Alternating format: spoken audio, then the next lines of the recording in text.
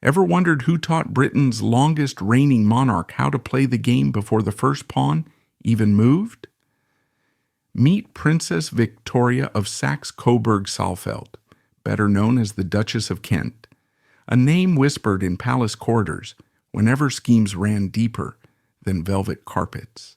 She's the strategist history footnotes try to compress, the hidden architect behind scandals your favorite period dramas only hint at.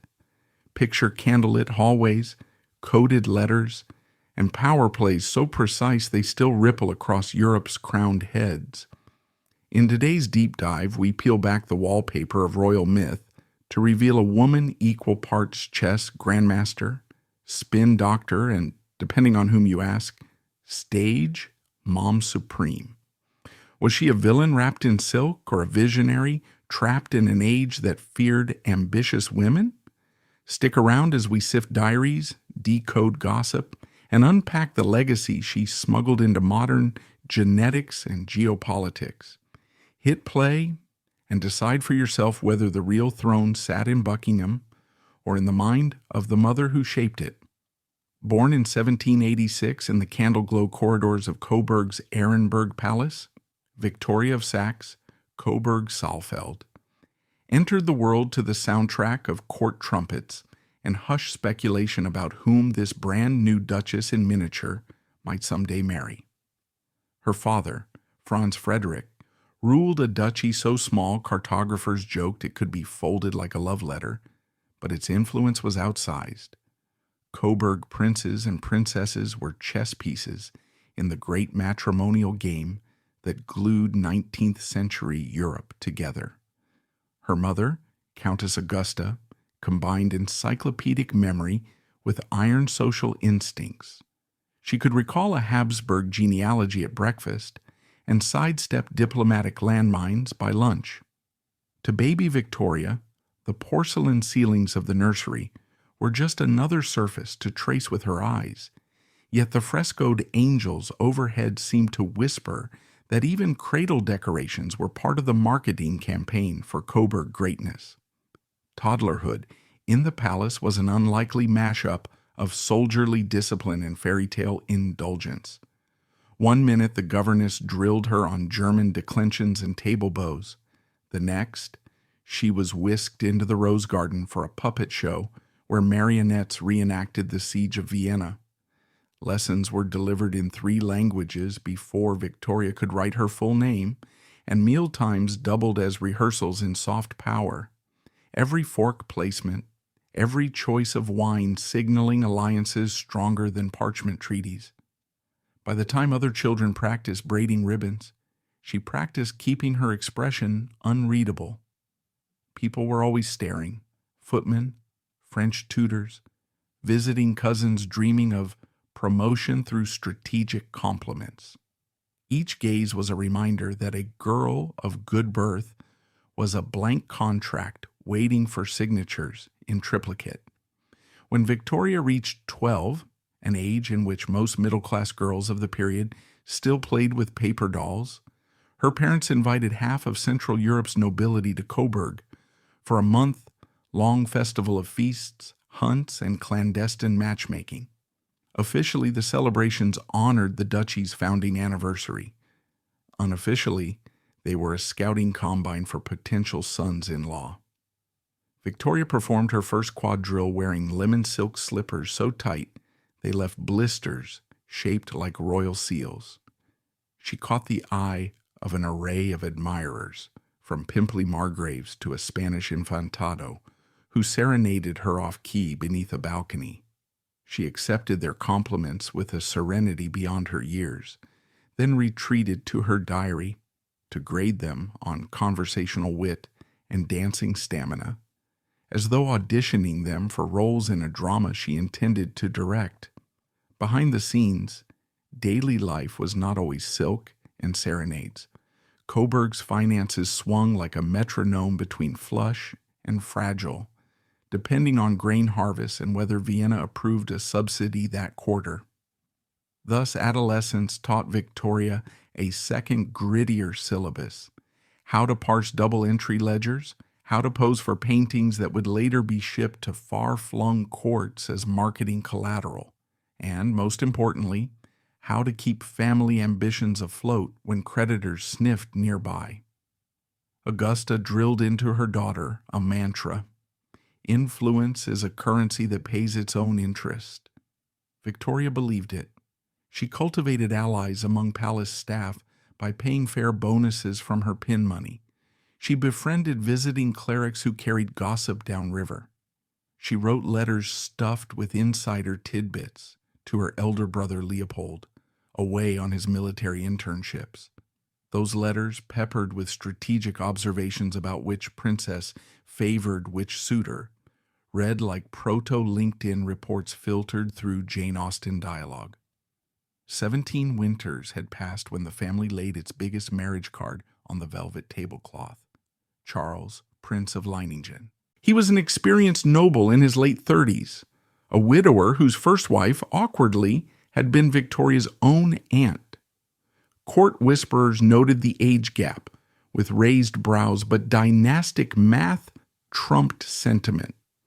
Charles offered land, rank, and the promise that Victoria would become a sovereign consort instead of a sideline duchess.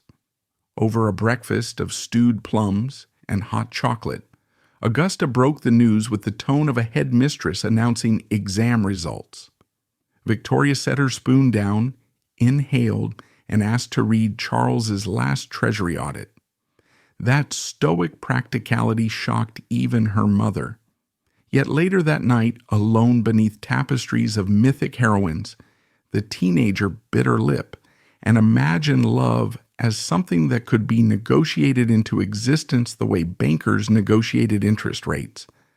The wedding procession unspooled through Coburg's cobbled streets in a swirl of brocade and artillery salutes. Crowds cheered the bridal carriage, but Victoria's mind ran like a ticker tape of political calculus. What alliances Charles's extended network might hand her children, how she might maintain leverage inside his established household, whether her new half-siblings would resent a teenage stepmother. Within a year, she produced her first child, Carl, and discovered that infants were louder than any court trumpet. Motherhood left no time for elaborate coiffures. She braided her hair at dawn, while a wet nurse soothed the future prince. Nights were spent reviewing provincial revenue tallies while rocking Carl's cradle with one foot. 2 years later, Feodora arrived, and Victoria, barely north of 20, carried herself with the composure of someone twice her age, though privately she scribbled lines of exhaustion into her diary margins. Those diaries capture a pivotal pivot. Victoria realizing that marriage, motherhood, and miniature principality stewardship had not dimmed her appetite for broader power. She studied Britain's constitutional machinery through English tutors, haunted library stacks for volumes on maritime trade, and grilled traveling diplomats about succession crises abroad.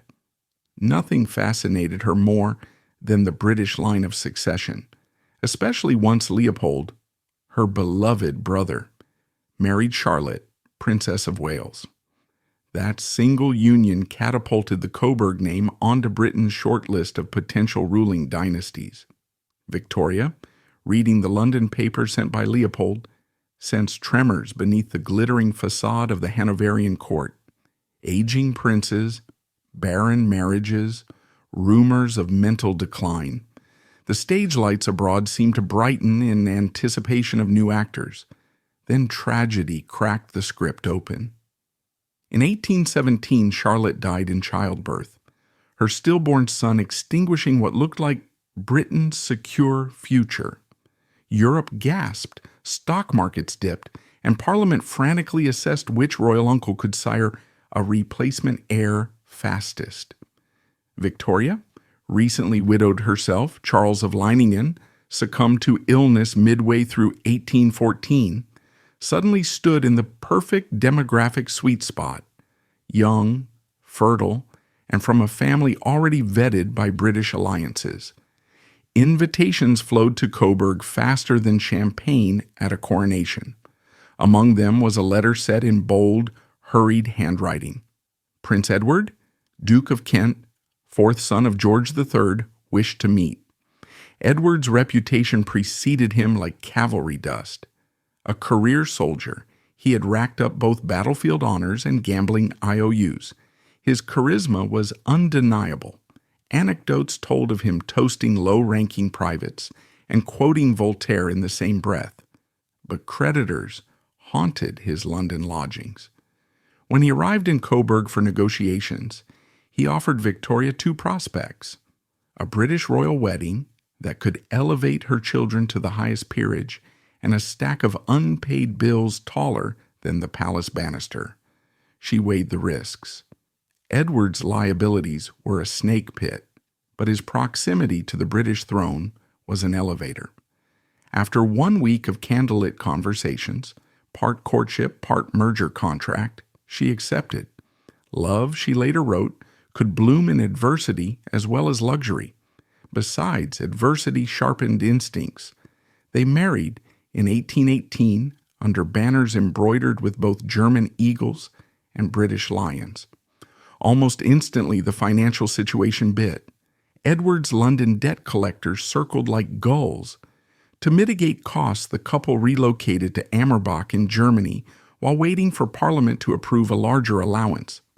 There, in the quiet interval before parliamentary debates, Victoria detected the first flutterings of life inside her. British ministers made it clear the child must be born on English soil to secure the line. Thus began a frantic cross-continental dash. Seasick in the Channel, carriage wheels shattering on frost-heaved roads, palace servants racing ahead to light hearth fires along the route. They reached Kensington Palace in April 1819, unpacked in rooms still smelling of fresh paint, and on 24th May, Victoria delivered a daughter, Alexandrina Victoria. Midwives declared mother and child healthy. Palace staff dispatched messenger pigeons. London's church bells danced. Amid the din, Duchess Victoria allowed herself a small, tired smile. Objective achieved. 6 months later, fate collected its dues. Edward contracted pneumonia while inspecting coastal defenses in Sidmouth. Medical science offered little beyond leeches and laudanum. He died in January 1820. The news reached Kensington like a thunderclap on a clear day.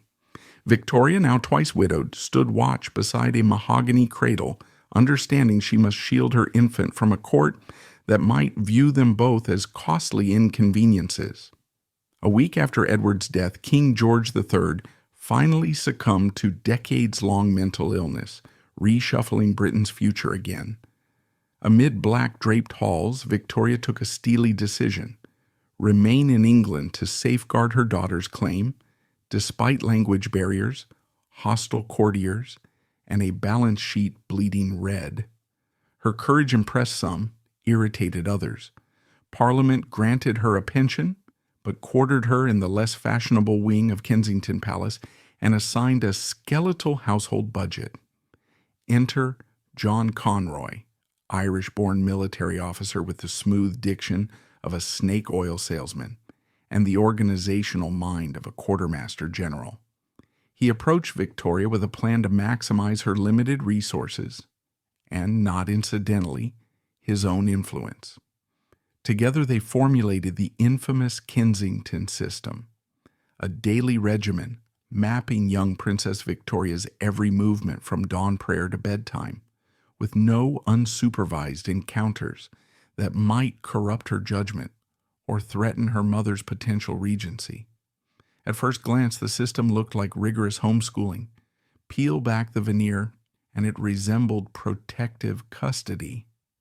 Victoria the child rose at 6, recited devotions, took breakfast with her mother, endured back-to-back lessons in languages, scripture, and music, then marched in tightly monitored exercise walks, where she must hold an adult's hand at all times. Friendships were rationed. Even her half-sister Theodora required special permission to chat. Conroy monitored correspondence. Claiming security, Duchess Victoria approved expansions to the program whenever her own anxieties spiked. The psychological lattice work shaped mother, daughter, and advisor into a triangle of mutual dependence and concealed resentment. Meanwhile, King William IV, crowned in 1830, found the setup absurd and vaguely treasonous. He invited Duchess Victoria to court events. She declined, citing overscheduled lessons and insufficient protocol precedents. William fumed. At his 71st birthday banquet, he vented before a stunned audience that included ambassadors, cabinet ministers, and scandal-loving journalists. The king pledged to live 9 months longer simply to prevent a Duchess Conroy regency, lambasting Victoria's competence in terms too blunt for polite society. Newspaper editors gilded the speech with spicy italics. Kensington windows rattled from the uproar. Princess Victoria, just shy of puberty, felt the impact like a cannonball. She adored her mother, yet bristled at the suffocating rules. She feared her Uncle King, yet pitied his frustration. She despised Conroy's barbed lectures, but felt powerless to dismiss him. Her diary entries oscillated between filial dutifulness and adolescent angst. Mama says they mean only what is best for me, yet why do I feel like a bird in a gilded cage? Musicians visiting for piano recitals reported the princess's playing grew stormier. Her Beethoven pieces pounded at a tempo that rattled sheet music stands. In 1835, an illness laid her low with fever. Conroy seized the vulnerable moment, pressing a document into her trembling hand that would formalize him as her permanent private secretary, a role promising unprecedented sway once she ascended the throne. The teenage princess recoiled, summoning reserves of will forged under years of surveillance. Though weak, she refused to sign. Conroy's face, she later recalled, flushed the red of spent embers. He retreated, but the trust fracture became a canyon. The drama peaked 2 years later when William IV's health nosedived. Courtiers swapped whispers in Windsor's corridors, counting days and calculating whether the king would outlast his niece's 18th birthday. Victoria turned 18 on 24th May, 1837. Flags fluttered. William clung to life another 27 days, then died. There would be no regency, no mother and Conroy puppet show. At dawn on the 20th of June, officials rapped on Kensington's doors to inform the princess she was now queen. She met them alone, an intentional power statement. Her mother stood excluded from the first moment of sovereignty. Within weeks, Queen Victoria slashed Conroy from the civil list. To soften public optics, she granted him an annuity, but barred him from court. Duchess Victoria was stunned. Her daughter's decisive independence felt both betrayal and vindication. The palace became a frigid duplex, the queen's apartments alive with youthful energy, her mother's rooms echoing with solitary footsteps. Letters between them were civil, sometimes affectionate, often edged with unspoken grief. Motherhood had not prepared Duchess Victoria for obsolescence. Queenship had not prepared Queen Victoria for filial guilt. Conroy, exiled to Italy by 1839, tried occasional lobbying via intermediaries. Each attempt hardened the Queen's resolve. Duchess Victoria nevertheless retained him unofficially, a stubborn gesture that reopened wounds. Reconciliation finally edged forward after Queen Victoria's marriage to Prince Albert in 1840 and the birth of their first child, Victoria, Princess Royal.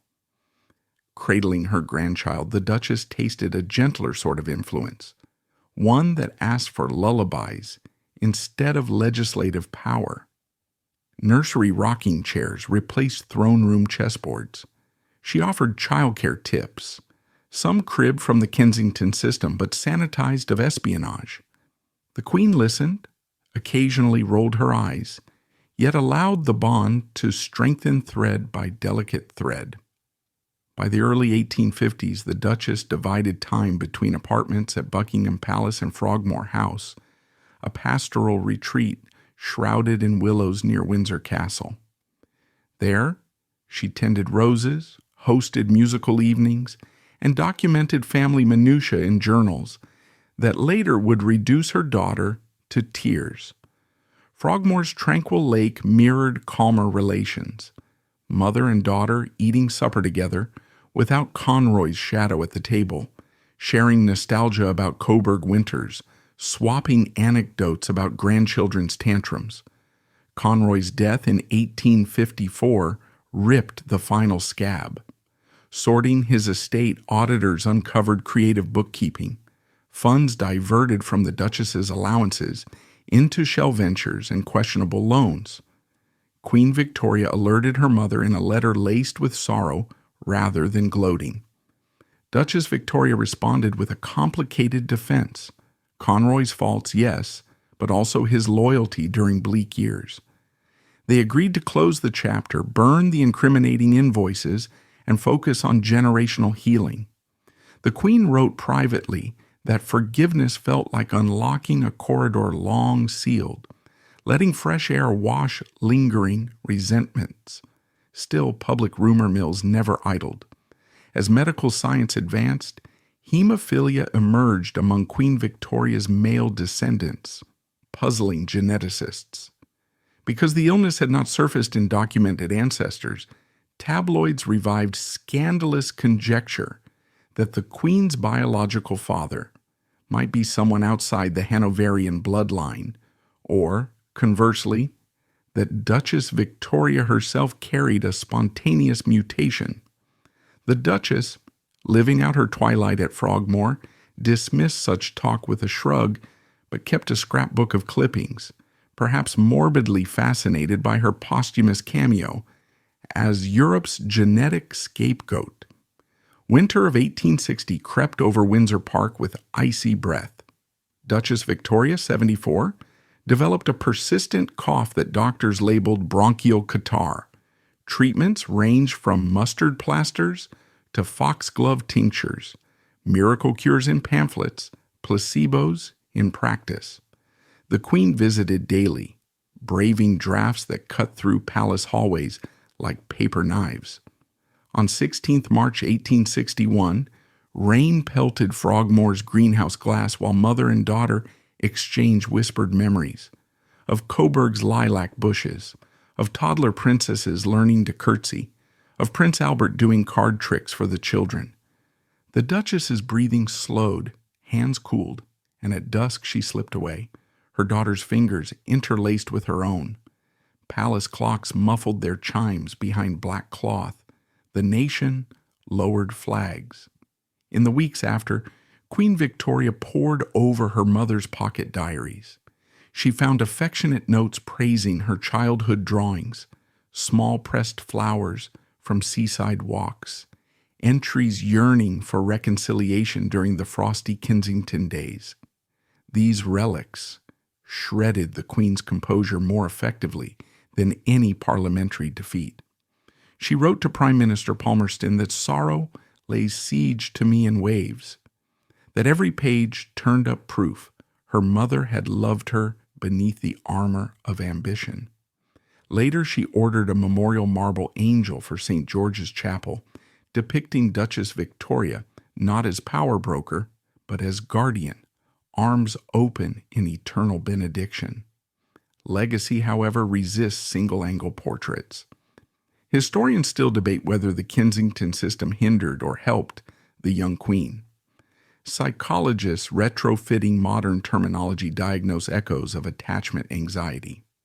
Netflix screenwriters sharpen plot arcs around Conroy's manipulations. YouTubers dissect the diaries, overlaying lo-fi beats while reading passages about lemonade picnics and coded quarrels.